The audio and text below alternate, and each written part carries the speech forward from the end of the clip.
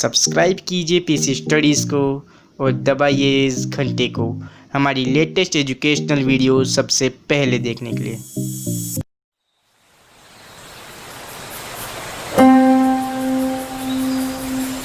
इस वीडियो में हम पढ़ेंगे क्लास 10 के मैथ्स का chapter number 3 pair of linear equation in two variables. तो यहाँ पर लीनियर इक्वेशन क्या होता है? तो लीनियर इक्वेशन एक अलजेब्रिक एक्सप्रेशन होता है जिसकी डिग्री 1 होती है। जैसे 5x + 4, यहाँ पर 5 कोएफिशिएंट है, x वेरिएबल है और 4 यहाँ पर कांस्टेंट टर्म है। तो यहाँ पर एक सिंगल वेरिएबल है, इसलिए हम इसे बोलते हैं लीनियर इक्वेशन इन 1 वेरिएबल।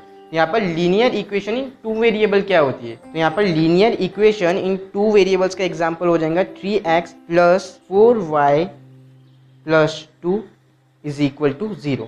यहाँ पर 2 वेरिएबल है x और y, इसलिए हम इसे बोलते हैं लीनियर इक्वेशन इन 2 वेरिएबल्स। यहाँ पर ये कोएफिशिएंट है और 2 कांस्टेंट टर्म है। तो यहाँ पर लीनियर इक्वेशन इन 2 वेरिएबल्स का एक जनरल फॉर्म होती है, वो है ax + by + c = 0। तो लीनियर इक्वेशन इन 2 वेरिएबल इसी फॉर्म में होती है। यहाँ पर a कोएफिशिएंट है x का, यहाँ पर b कोएफिशिएंट है y का और यहाँ पर c कांस्टेंट टर्म है। तो यहाँ पर कुछ कंडीशंस होती है लीनियर इक्वेशन इन 2 वेरिएबल्स के लिए। तो फर्स्ट कंडीशन है a is not equal to 0। जो हमारा a है, जो हमारा x का कोएफिशिएंट है, वो 0 के इक्वल नहीं होना चाहिए, मीन्स वो 0 नहीं होना चाहिए। अगर a का कोएफिशिएंट 0 हो जाएगा तो x जो हमारा वेरिएबल है वो भी 0 हो जाएगा, क्योंकि ये a का मल्टीपल है। और सेकेंड कंडीशन ये है y का जो कोएफिशिएंट है b वो 0 के इक्वल नहीं होना चाहिए, मीन्स इस इक्वेशन में जो कोएफिशिएंट है 3 यहाँ पर 0 नहीं होना चाहिए। यहाँ पर y का कोएफिशिएंट 4 है, यहाँ पर भी 0 नहीं होना चाहिए। तो ये था लीनियर इक्वेशन इन 2 वेरिएबल्स। और हमें यहाँ पर देखना है pair of linear equation in 2 variables. तो pair of linear equation in 2 variables means linear equation in 2 variables की पेयर होना चाहिए। तो अब हम इसे देख लेते हैं। तो यहाँ पर pair of linear equation means 2 linear equation की पेयर होना चाहिए। तो लीनियर इक्वेशन इन 2 वेरिएबल का जनरल फॉर्म था a1x + b1y + c1 = 0। हमें यहाँ पर पेयर चाहिए, इसलिए हमने इसके जनरल फॉर्म में नंबर लिया है 1। यहाँ पर जो इसकी दूसरी पेयर है, जो दूसरी इक्वेशन है, वो हो जाएंगी a2x + b2y + c2 = 0। तो इसे हम बोलते हैं pair of linear equation in 2 variables. तो इसके एग्जाम्पल हम देख लेंगे। एग्जाम्पल्स का एग्जाम्पल हो जाएगा 4x + 3y + 6 = 0। इसका एक और एग्जाम्पल हो जाएगा 3x + 5y + 4 = 0। तो यहाँ पर 6 और 4 कांस्टेंट टर्म में, x और y वेरिएबल्स है। यहाँ पर 4 x का कोएफिशिएंट है और 3 भी x का कोएफिशिएंट है। यहाँ पर 3 y का कोएफिशिएंट है और सेकंड इक्वेशन में 5 y का कोएफिशिएंट। तो यहाँ पर 2 लीनियर इक्वेशन की पेयर्स है, ये फर्स्ट इक्वेशन है और ये सेकंड इक्वेशन है। तो इसी हम बोलते हैं pair of linear equation in 2 variables. तो अब हम देखेंगे methods to solve pair of linear equation in 2 variables. तो फर्स्ट मेथड है ग्राफिकल मेथड। तो इस मेथड में 3 कंडीशंस होती है। तो इसमें फर्स्ट कंडीशन है a1/a2 is not equal to b1/b2। तो इसे हम एक एग्जांपल से समझने की कोशिश करते हैं। तो यहाँ पर हमारी फर्स्ट इक्वेशन है 4x + 3y + 6 = 0 और सेकेंड इक्वेशन है 3x + 5y + 4 = 0। तो यहाँ पर हमारा a1 हो जाएगा 4 और a2 हो जाएगा 3। 4/3 = b1 हो जाएगा 3 और b2 हो जाएगा 5। 3/5। तो 4/3 इज नॉट इक्वल टू 3/5। यहाँ पर हम नॉट इक्वल टू का साइन दे देंगे। तो यहाँ पर हमारा जो a1/a2 है मीन्स 4/3 वो नॉट इक्वल टू है b1/b2 के मीन्स 3/5 के। तो इस कंडीशन में जहाँ पर a1/a2 नॉट इक्वल टू होता है b1/b2 के, वहाँ पर ये दोनों लाइन इंटरसेक्ट होती है। तो इसे हम इंटरसेक्टिंग लाइंस बोलते हैं। और ये लाइन जितने बार एक दूसरे को टच करती है, इसके उतने ही सॉल्यूशन होते हैं। तो यहाँ पर ये दोनों लाइन एक दूसरे को सिर्फ एक पॉइंट पे टच कर रही है, तो इसका सिर्फ एक सॉल्यूशन होगा, ओनली 1 सॉल्यूशन। तो हमें इन इक्वेशन का सॉल्यूशन मिल रहा है, तो इसे हम बोलेंगे कंसिस्टेंट इक्वेशन। तो अब हम इसकी सेकेंड कंडीशन देखते हैं। तो अब हम इसकी इसकी सेकंड कंडीशन देखेंगे। सेकंड कंडीशन है a1 upon a2 is equal to b1 upon b2 is equal to c1 upon c2। तो इसे भी हम एग्जाम्पल से समझने की कोशिश करते हैं। यहाँ पर फर्स्ट इक्वेशन है 4x plus 6y plus 2 is equal to 0। ये हो जाएंगे हमारी फर्स्ट इक्वेशन। और हमारी सेकेंड इक्वेशन है 8x plus 12y plus 4 is equal to 0। ये है हमारी सेकेंड इक्वेशन। तो यहाँ पर a1 अपॉन a2 हो जाएगा 4 अपॉन 8 इज इक्वल टू यहाँ पर b1 अपॉन b2 हो जाएगा 6 अपॉन 12 इज इक्वल टू यहाँ पर c1 अपॉन c2 हो जाएगा 2 अपॉन 4। यहाँ पर 4 1 जा 4, 4 2 जा 8, 6 1 जा 6, 6 2 जा 12 इज इक्वल टू हो जाएगा 2 1 जा 2 अपॉन 2 2 जा 4। तो यहाँ पर आ जाएगा 1 upon 2 is equal to 1 upon 2 is equal to 1 upon 2। यहाँ पर a1 upon a2 is equal to है b1 अपॉन b2 के और b1 upon b2 is equal to है c1 अपॉन c2 के। तो ऐसी इक्वेशन को अगर हम ग्राफ पे रिप्रेजेंट करते हैं तो जो फर्स्ट वाली इक्वेशन की जो लाइन है वो सेकंड वाली इक्वेशन के लाइन के एकदम ऊपर आ जाएंगे। यहाँ हम बोल सकते हैं कि ये दोनों लाइन एक दूसरे से कोइंसाइड हो रही है, इसीलिए हम इस लाइन को बोलते हैं कोइंसिडेंट लाइन। और ये दोनों लाइन हर पॉइंट में एक दूसरे को टच कर रही है, इसलिए इसके इन्फिनाइटली मेनी सॉल्यूशन होंगे, मींस इसके इन्फिनाइटली बहुत सारे सॉल्यूशन होंगे। और इन इक्वेशन का भी सॉल्यूशन होता है, इसीलिए हम इसे बोलते हैं कंसिस्टेंट इक्वेशन। तो अब हम इसकी थर्ड और लास्ट कंडीशन देखेंगे। तो हमारी थर्ड कंडीशन है a1 upon a2 is equal to b1 upon b2 is not equal to c1 upon c2। यहाँ पर हमारी फर्स्ट इक्वेशन हो जाएंगी 2x plus 3y plus 2 is equal to 0। और सेकेंड इक्वेशन है 4x plus 6y plus 3 is equal to 0। यहाँ पर a1 upon a2 हो जाएगा 2 upon 4 is equal to b1 upon b2 हो जाएगा 3 upon 6 is equal to c1 upon c2 हो जाएगा 2 अपॉन 3। ये आ जाएगा 2 1 जा 2, 2 2 जा 4, 3 1 जा 3, 3 2 जा 6। यहाँ पर 2 अपॉन 3 एज इट इज रहेगा।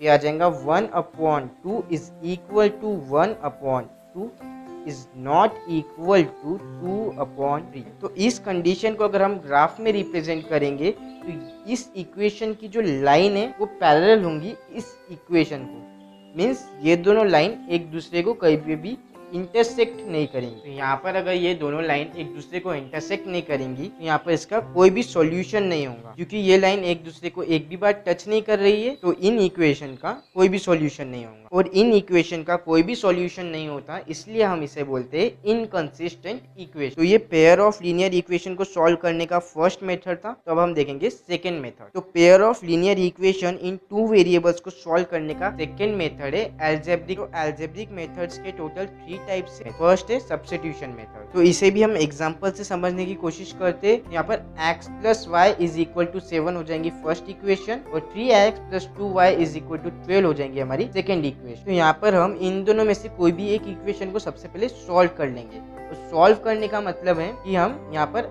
x या y की वैल्यू फाइंड कर लेंगे। तो हम फर्स्ट इक्वेशन को सॉल्व करेंगे, ये हो जाएगा। तो फर्स्ट इक्वेशन है x plus y is equal to 7। तो हम यहाँ पर y को इस तरफ ट्रांसफर कर देंगे, ये आ जाएगा x is equal to 7 minus y. यहाँ पर प्लस y था तो यहाँ पर ट्रांसफर होने के बाद हो जाएगा माइनस वाई। तो यहाँ से हमें x की वैल्यू मिल गई, x की वैल्यू है 7 माइनस वाई। तो इस वैल्यू को हम सेकेंड वाली इक्वेशन में पुट कर देंगे।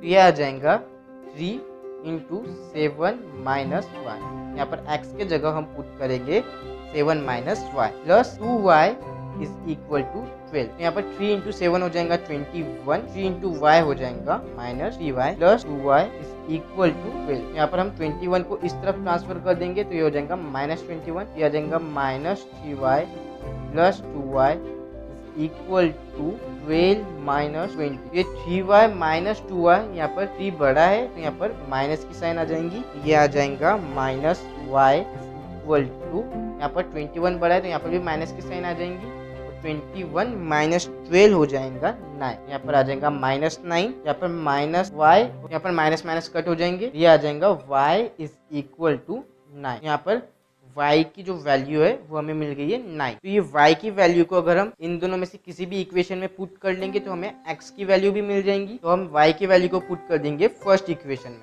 ये हो जाएगा x plus y is equal to 7। ये आ जाएगा x plus 9 is equal to 7।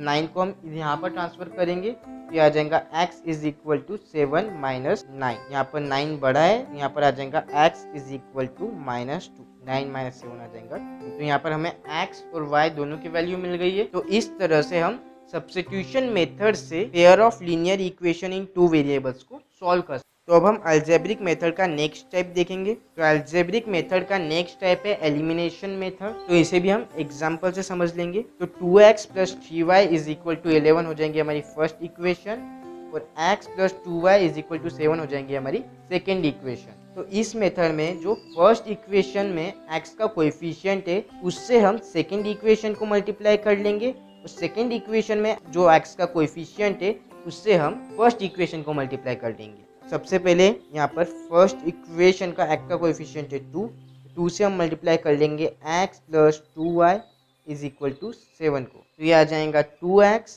Plus 2 two 4, 4y is equal to 14। ये हो जाएंगी हमारी थर्ड इक्वेशन। जो हमारी सेकेंड इक्वेशन है उसमें x का कोएफिशिएंट कुछ भी नहीं है, तो यहाँ पर होगा 1। यहाँ पर हम 1 से मल्टीप्लाई कर देंगे 2x plus 3y is equal to 11 को। तो ये आ जाएगा 2x प्लस 3y प्लस 11। ये वैसे ही रहेगा। ये 1 से अगर हम किसी भी नंबर को मल्टीप्लाई करें तो वो सेम ही आता है, और ये हो जाएंगी हमारी इक्वेशन नंबर 4। तो अब हम इक्वेशन नंबर 3 को इक्वेशन नंबर 3 से सब्ट्रैक्ट कर लेंगे। Subtract equation 3 from equation 4। यहाँ पर हमारी इक्वेशन 3 है 2x plus 4y is equal to 14 से हम सब्ट्रैक्ट कर लेंगे इक्वेशन नंबर 4 से। इक्वेशन नंबर 4 है 2x plus 3y is equal to 11। तो यहाँ पर 2x और 2x कट हो जाएंगे, 4y माइनस 3y हो जाएगा y is equal to 14 minus 11 हो जाएगा 3। यहाँ पर हमें हमारी y की वैल्यू मिल गई है, y की वैल्यू है 3। तो इन दोनों में से कोई भी इक्वेशन में हम ये y की वैल्यू पुट कर लेंगे। तो हम यहाँ पर सेकेंड इक्वेशन में y की वैल्यू पुट कर लेंगे, तो ये आ जाएगा x plus 2y is equal to 7। ये हमारी सेकेंड इक्वेशन है। इसमें हम y की वैल्यू पुट कर लेंगे, x plus 2 into 3 is equal to 7। तो ये x plus 6 is equal to 7 आ जाएगा। यहाँ पर x इज इक्वल टू आ जाएगा 1। 6 यहाँ पर ट्रांसफर हो जाएगा और 7 माइनस 6 आ जाएगा 1। तो इस तरह से हम एलिमिनेशन मेथड से pair of linear equation in two variables को सॉल्व कर सकते हैं। अब हम अलजेब्रिक मेथड का थर्ड और लास्ट टाइप देखेंगे। यहाँ पर अलजेब्रिक मेथड का थर्ड टाइप है क्रॉस मल्टीप्लिकेशन मेथड। तो इसे भी हम एग्जाम्पल से समझ लेंगे। तो यहाँ पर हमारी फर्स्ट इक्वेशन है 2x plus y minus 5 is equal to 0, और सेकेंड इक्वेशन है 3x plus 2y minus 8 is equal to 0। तो यहाँ पर हम सबसे पहले लिख लेंगे x is equal to y is equal to 1। तो सबसे पहले हम इस x वाली टर्म को हाइड कर लेंगे और y वाली टर्म को और कांस्टेंट टर्म को मल्टीप्लाई कर लेंगे। यहाँ पर माइनस 8 इंटू 1 आ जाएगा माइनस 8। y का कोएफिशिएंट कुछ भी नहीं है, मीन्स यहाँ पर 1 आएगा। माइनस यहाँ पर 2 इंटू माइनस 5 आ जाएगा minus 10 is equal to 5 upon, यहाँ पर हम y वाली टर्म को हाइड कर लेंगे। तो यहाँ पर 2 इंटू माइनस 8 आ जाएगा माइनस 16, माइनस 3 इंटू माइनस 5 आ जाएगा minus 15 is equal to 1 upon, यहाँ पर हम कांस्टेंट टर्म को हाइड कर लेंगे, माइनस 5 अपॉन माइनस 8 को हाइड कर लेंगे। तो यहाँ पर 2 2 आ जाएगा 4, माइनस 3 इंटू 1 आ जाएगा 3। तो यहाँ पर ये आ जाएगा x अपॉन माइनस 8, ये माइनस माइनस हो जाएगा प्लस, प्लस 10। तो 10 माइनस 8 हो जाएगा 2। तो ये आ जाएगा x अपॉन 2, और यहाँ पर आ जाएगा इज इक्वल टू, हम इस कांस्टेंट टर्म को ले लेंगे तो ये आ जाएगा 1 अपॉन 4 माइनस 3 आ जाएगा 1। तो यहाँ पर x upon 2 is equal to आ जाएगा 1। डिनोमिनेटर में हमें 1 लिखने की ज़रूरत नहीं है। तो अगर इस 2 को हम यहाँ पर ट्रांसफ़र करें तो ये आ जाएगा x is equal to 1 into 2। यहाँ पर ये डिवाइड में है तो यहाँ पर आकर ये हो जाएगा मल्टीप्लाई में, तो 2 इंटू 1 हो जाएगा 2। तो यहाँ पर x की वैल्यू आ जाएगी x इज इक्वल टू 2। यहाँ पर हमें हमारी x की वैल्यू मिल गई है। तो अगर हम इन दोनों को सॉल्व करें तो हमें y की वैल्यू भी मिल जाएगी, पर हम इस x की वैल्यू को इन दोनों में से कोई भी इक्वेशन में पुट कर सकते हैं और y की वैल्यू फाइंड कर सकते हैं। तो हम सेकेंड इक्वेशन में इस x की वैल्यू को पुट कर देंगे तो ये आ जाएगा 3 into 2 plus 2 into y minus 8 is equal to 0। यहाँ पर 3 इंटू 2 हो जाएगा 6 plus 2y minus 8 is equal to 0। यहाँ पर 6 माइनस 8 इज इक्वल टू हो जाएगा माइनस 2y। यहाँ पर ये प्लस 2y था और ये इस साइड में ट्रांसफर हुआ तो ये हो जाएगा माइनस 2y। तो 6 माइनस 8 हो जाएगा minus 2 is equal to minus 2y। ये हो जाएगा y is equal to minus 2 upon minus 2। यहाँ पर माइनस माइनस कट हो जाएगा और 2 1 2 2 1 2। यहाँ पर y की वैल्यू आ जाएगी y इज इक्वल टू 1। यहाँ पर हमें हमारी y की वैल्यू मिल गई 1 और x की वैल्यू है 2। तो इस तरह हम क्रॉस मल्टीप्लिकेशन मेथड का यूज करते हुए pair of linear equation in two variables को सॉल्व कर सकते हैं। तो इस वीडियो में हमने क्लास 10 के मैथ्स के chapter 3 pair of linear equation in two variables का इंट्रोडक्शन देखा। नेक्स्ट वीडियो से हम स्टार्ट करेंगे एक्सरसाइज 3.1।